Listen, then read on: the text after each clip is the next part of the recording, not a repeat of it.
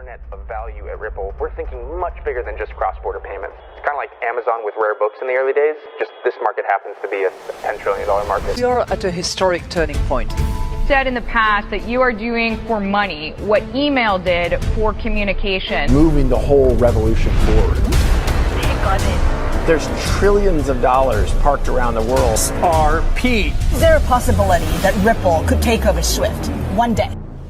Well, welcome back, ladies and gentlemen, to another episode of 24 Hours Crypto. Let's get right into today's video. A video just dropped an hour ago on Ripple's YouTube channel, and this is going to completely blow your mind. The biggest slip up ever. A closed door meeting that took place. Well, guess what, ladies and gentlemen? We got a little word out from that meeting, and it slipped out from XLR. I'm going to play that to you in a second, and this is just remarkable. What a time to be alive. Just think about it. XLR has already pointed out that Ripple is going to be a major player in the future of finance. Just let that sink in for a moment. We're really moving forward. And so I think that we're very excited about it. And we think that Ripple can absolutely end up being one of the major hubs that kind of creates that first step that brings on those larger financial institutions to start tokenizing new types of assets. And now let's just take a look at Bitcoin today. What exactly is Bitcoin solving in 5 years?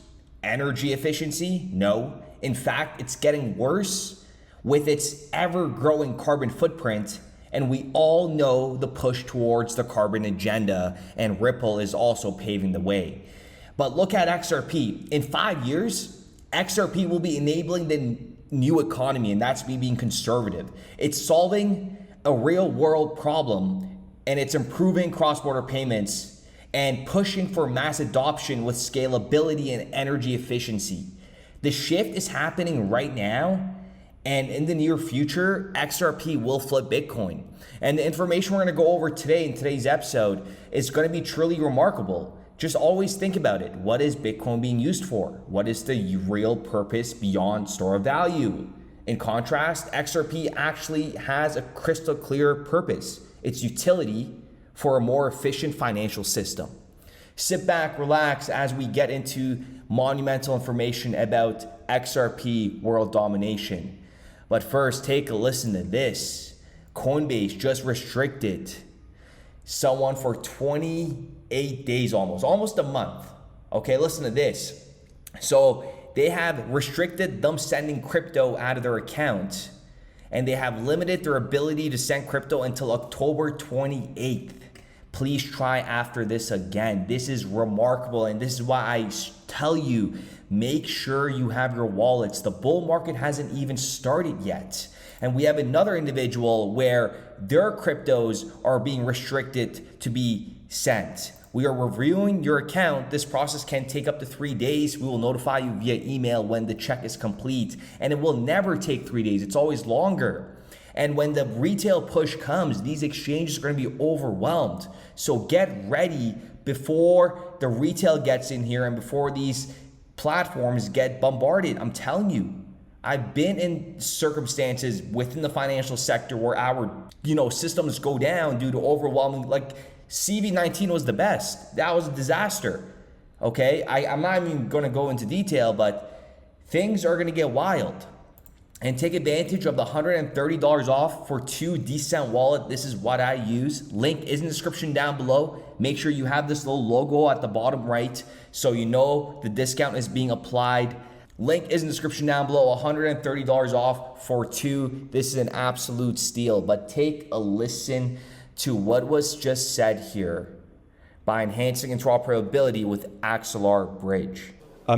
To this point, like 2.5 years later, after XLR launched, there's not a single other decentralized interoperability layer in the space, right? Everyone is still describing how they're going to decentralize later, but we're still the only one, right? And I think it's because from day one, we understood it's going to be a hard problem, and we understood there's going to be eventually trillions of dollars at stake, right? And like Ripple, we do a lot of work with financial institutions.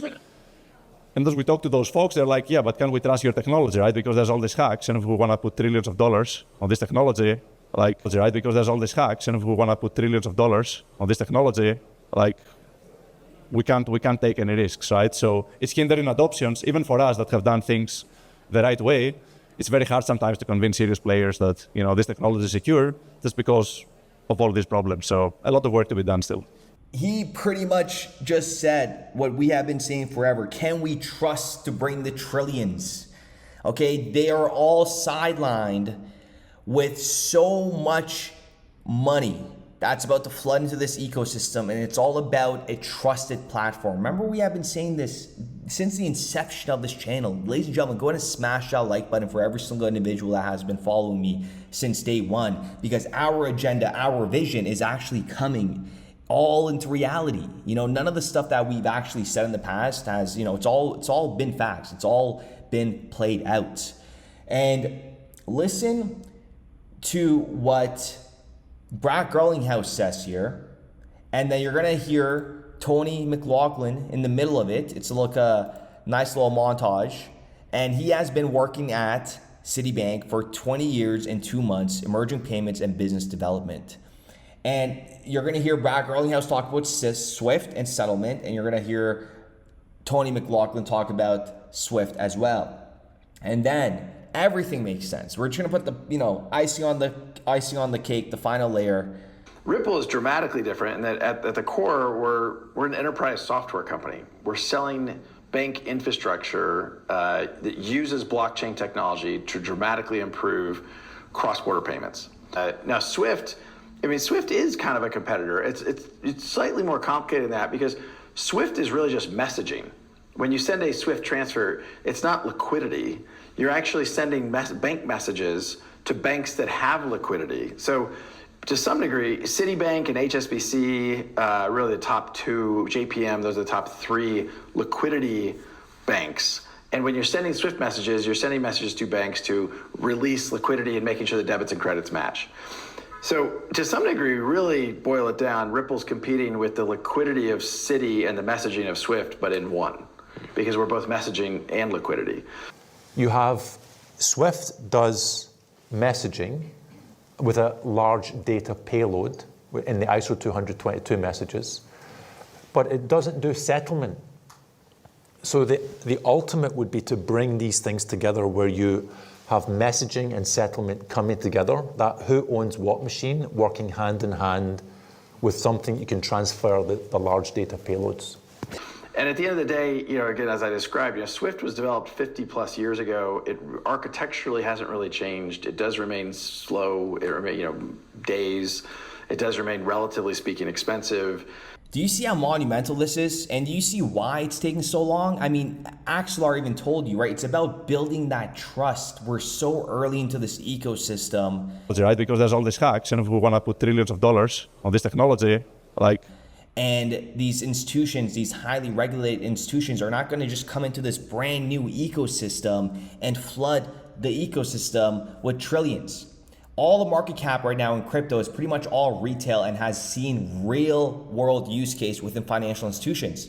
Okay, please take that into consideration, how early we are. The real banks aren't here. Take that from me, given my experience for 10 years. I know how big this thing is going to get. And in the future, I will reveal my, past history within the financial sector. But just know, I'm not going to do it anytime soon. I've been very vocal internally within my financial ecosystems. And if some of you guys are watching, you very well know who this is. And soon you will know, because this is going to be, ladies and gentlemen, this is going to be a once in a lifetime opportunity. And I'm telling you right now, I don't care. You could say you're a broken record. You've been saying this for 4 years, 5 years, whatever. The time is now.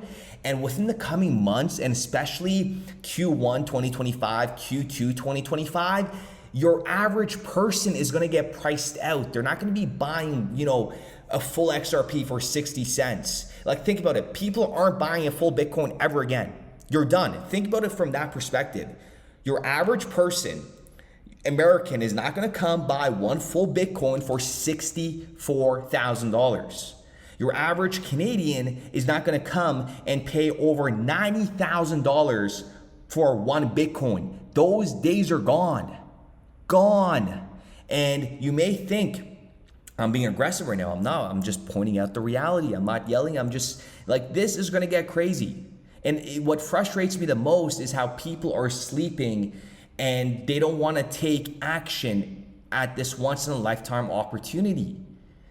And remember this video, you guys have seen it before, but just taking into consideration what you just heard from this Ripple panel with David Schwartz and Axelar, what they said about the trillions, okay? The trillions, they're just waiting to unleash it. And what, I'm having a brain for it, I forgot his name. He's the head of Project Onyx at JP Morgan, and him pretty much telling you that they're gonna be utilizing Ripple and XRP. And the second thing is actually interoperability between that and the traditional financial system. That is a harder problem to solve. And for us, we run a blockchain infrastructure that, again, moves billions a day, but not trillions that we move in our regular infrastructure. So at the end of the day, that old saying that I've created ever since the inception of this channel, Ripple could be working directly with a company or indirectly with a company.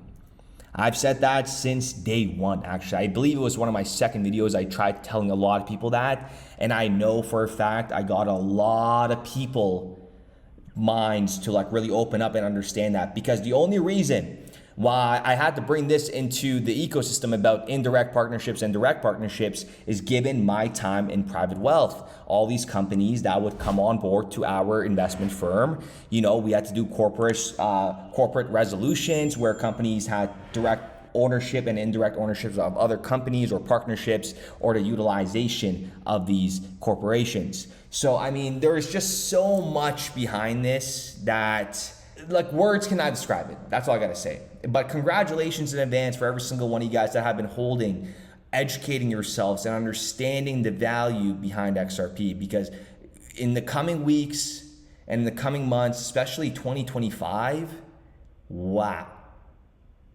2026, 2027, I might even go ghost, okay? Understand, I am not an XRP maxi. I hold dozens of coins. I am very bullish on XRP because I have deep knowledge in the financial ecosystem and I know how these systems operate. I've worked in many departments, worked myself up from ground zero in operations to all the way up. I've seen it all. The networking days, the learning days, the shadowing days, I've seen it all. I've worked directly with other departments, indirectly with other departments, learning their processes. Imagine how much information and how much of brainwashed, you could say, of information and knowledge being gained in a span of 10 years in a financial ecosystem. And that is why I present to you the information like the way I do, because retail has to understand it a different way. And I've tried my best within my time there to try to tell people, but they still don't understand it. But that is why having all these videos together, these montages, because again, when you're trying to create a level playing field, you're always going to have the same, type of conversation within all these regulated financial institutions and these organizations and these private sector firms, right? You understand what I'm trying to say here? They're all going to have the same language because they're all trying to solve the same problem. And they're all working together. That's why they all sound the same. So when the trillions come, when XRP flips Bitcoin, I don't think I'm gonna go anywhere, or if somebody calls me out and says, hey, you know what, you've been saying XRP is gonna flip Bitcoin forever and it's finally doing it, can you come here? Absolutely not, we're gonna be a ghost. This XRP community is very well educated. We're not gonna go on broadcast and brag about how we were right. It's not about that, it's much bigger than that. Silence is gonna be the best answer. So with that being said, ladies and gentlemen, I do appreciate every single one of you guys. Let me know what you guys think in the comments down below. Know what you hold. And always never forget the individuals on Twitter, Instagram, or any YouTube channel that bash XRP, or they teeter-totter about XRP, not knowing the value of XRP, or they switch, perspectives about XRP. No, they do not understand what they hold. So with that being said, ladies and gentlemen, smash that like button, and we will be back with another video. Apollo, JP Morgan, and WisdomTree provided traditional and alternative assets to be tokenized. And in order to set up this fragmented environment, we had Onyx and Oasis Pro tokenize these assets on 3 different permissioned blockchain environments. We had a permissioned zone of the provenance blockchain, the Onyx Digital Assets platform, and a permissioned Avalanche subnet. And to provide connectivity between all of these different platforms, we implemented not just one, but two interoperability solutions, Axelar and Layer 0. And to provide connectivity between all of these different platforms, we implemented not just one, but two interoperability solutions, Axelar and Layer 0. With the thesis that crypto liquidity would eventually be able to support robust global payments, large payments. RippleNet was designed so that customers seeing the benefits of our fiat-based network could flip the switch to ODL once the market was mature enough. And this is exactly what's happening. Flip the switch.